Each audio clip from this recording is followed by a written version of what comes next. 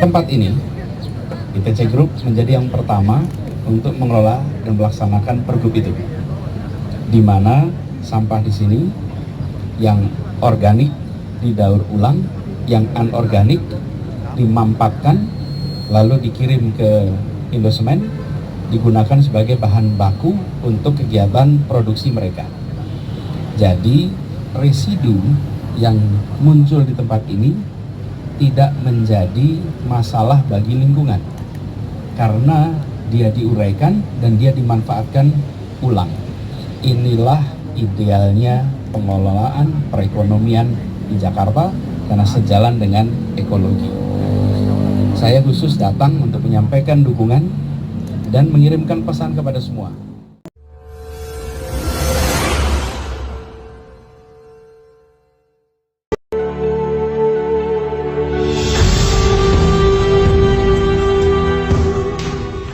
Kita adalah garis kebijakan yang ramah lingkungan. Secara bertahap kita ingin menjadikan Jakarta sebagai kota di mana kegiatan ekonomi yang menjadi sentral aktivitas kota ini sejalan dengan kepentingan ekologi. Untuk itu, semua unsur yang ada di dalamnya harus ikut berperan.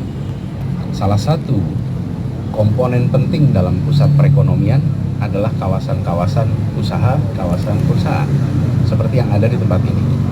Di sini ada kegiatan perekonomian yang menciptakan nilai tambah.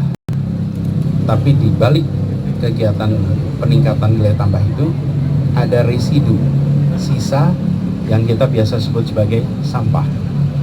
Sampah ini biasanya kita tidak pikirkan mau dikelola oleh siapa, bagaimana, dan lain-lain. Yang penting sudah ada tempatnya, bagaimana mengolahnya bukan urusan saya. Nah, sikap seperti itu sudah harus berhenti. Karena itulah dikeluarkan Pergub 102 tahun 2021 yang mengharuskan setiap pengelola kawasan untuk melakukan kegiatan pengolahan atas sampah yang terjadi di kawasannya.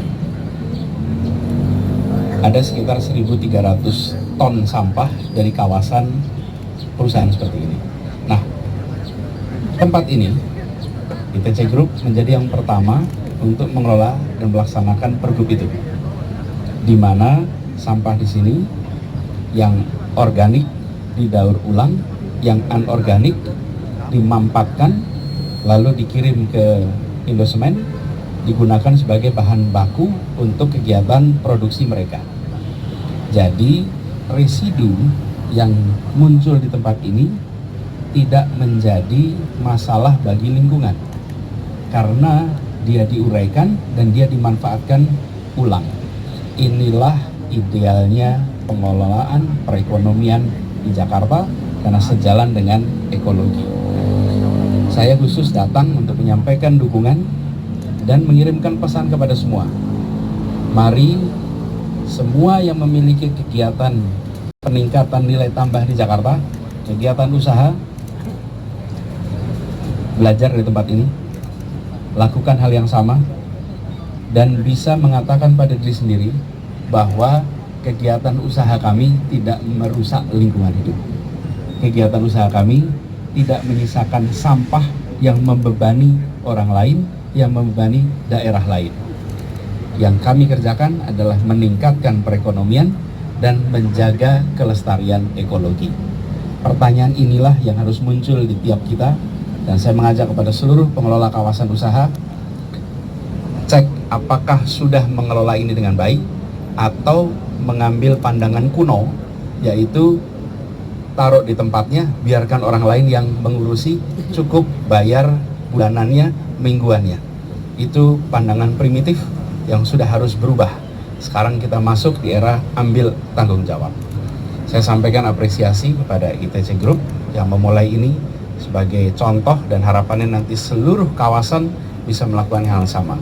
Dengan begitu nanti kita akan tinggal di sebuah kota yang merasakan kemajuan karena ada peningkatan kesejahteraan lewat kegiatan usaha. Di sisi lain tinggal di kawasan perkotaan yang lingkungan hidupnya nyaman, bersih, aman.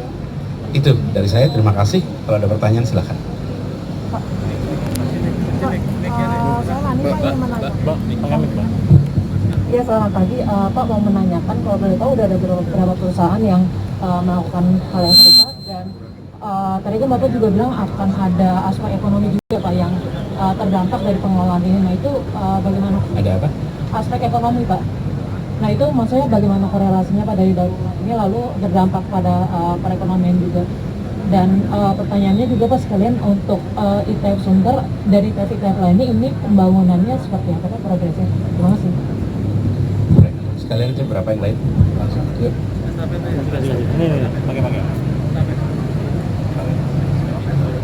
Pak Gubernur izin pertanyaan terkait hal lain. PBID ini menyarankan bahwa pelaku perjalanan ini menggunakan tes PCR kembali Pak, mengingat saat ini COVID kembali meningkat kasusnya. Bagaimana tanggapan dari Pemprov DKI Jakarta? Terima kasih. Di mana sampahnya?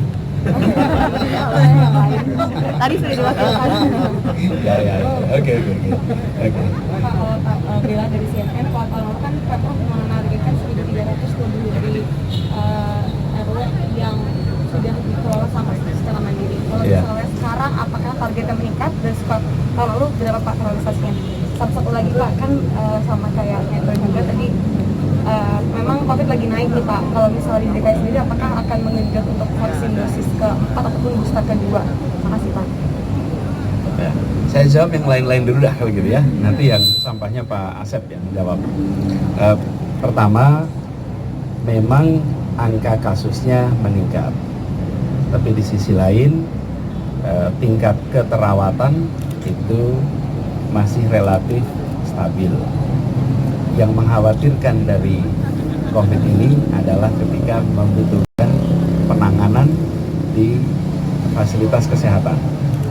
Kalau COVID-nya akan ada terus karena memang sudah ada itu virus di luar sana. Jadi kita satu itu, sehingga kami memandang ini harus hati-hati, harus dipantau, tapi secara umum kondisinya relatif biasa. Di rumah saya hari ini ada 2 yang positif COVID, satu ibu saya, satu anak saya, tapi dua-duanya tidak mengalami gejala apapun. Dan ibu saya usianya 82 tahun, tapi beliau juga karena dites jadi tahu. Kalau tidak dites juga tidak akan tahu. Jadi kami merasakan juga bahwa ya memang positif, tetapi tidak ada gejala sedikit pun, apapun gejala tidak ada. Beliau sudah mengalami vaksin booster. Nah, kami mendorong pada semua masyarakat yang belum mendapatkan vaksin ketiga, yuk ambil. Jadi datangi fasilitas kesehatan. Kami akan terus genjot, kami akan terus jangkau. Dengan begitu harapannya nanti kalaupun terpapar, maka dia tidak mengalami infeksi yang membuat harus menjalani perawatan khusus. Gitu ya. Pak Asep, silakan Pak Asep. Iya, tadi tanyakan berapa total perusahaan yang berskala AMDAL dan UKL di Jakarta. Itu lebih kurang sekitar hampir 4.000. Hampir 4.000 kawasan dan perusahaan yang mempunyai izin lingkungannya adalah AMDAL, UKL. Nah, perusahaan-perusahaan inilah yang memang kedepannya akan wajib melakukan pengolahan sampah di kawasan atau di sumbernya sendiri. ITC Cempaka Mas ini merupakan satu yang terbaik, di mana memang mereka mulai dari pemilahannya, pengangkutannya, dan pengolahannya dilakukan secara mandiri oleh ITC sendiri. Dan ini bisa menjadi contoh yang sangat baik bagi perusahaan-perusahaan atau kawasan lainnya di Jakarta. Terkait TF Sunter itu masih berproses dan doakan saja bisa segera terbangun. Lalu untuk yang lingkup RW, pengolahan sampah di lingkup RW memang sesuai dengan Pergub 77 tahun 2020 kita juga mengimplementasikan pengolahan sampah di lingkup RW khususnya di rumah-rumah, sehingga memang kalau progresnya tahun 2021 kemarin kami baru menerapkannya 50% dan insya Allah di tahun ini di 2022 akan kita genapkan menjadi 100%, sehingga memang kedepannya seluruh warga masyarakat baik itu di rumah-rumah maupun di kawasan dan perusahaan juga melakukan pengolahan dan penanganan sampahnya secara mandiri mulai dari sumbernya, Sehingga memang diharapkan ke depannya beban TPC Bantar Gebang menjadi semakin berkurang. Terima kasih.